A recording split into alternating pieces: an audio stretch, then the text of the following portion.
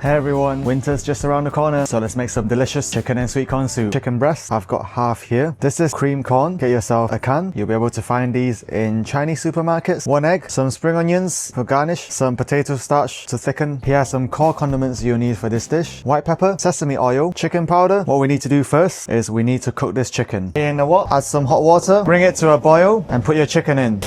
Add some salt into the water and we're just going to slowly cook the chicken for a few minutes.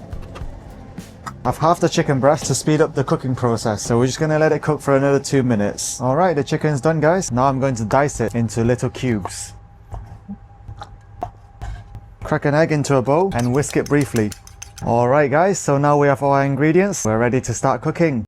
In the wok are 3 ladles of water, chicken, corn.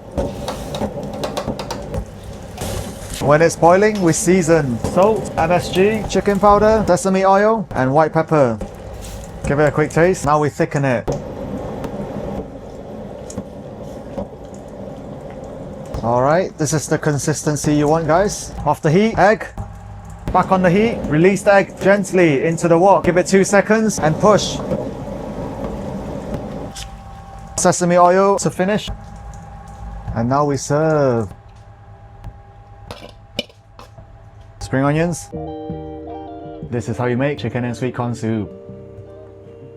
Yum. Such an easy recipe guys, full of flavors. White pepper and sesame oil are the absolute essentials of this dish. It brings out the flavors really well, and then thickening it to this consistency is also very important. Hope you enjoyed this video as much as I did enjoy making it. Thank you very much for watching. I'll see you next time. Bye.